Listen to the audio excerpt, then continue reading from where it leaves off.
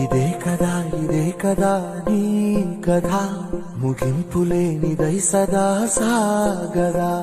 ఇదే కదా నీ కథ ముగింపులేనిదై సదా సాగదా.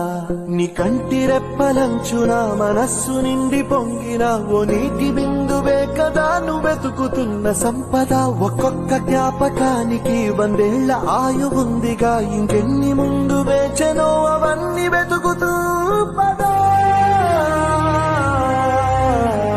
మనుష్యులందు నీ కథ మహర్షిలాగా సాగదా.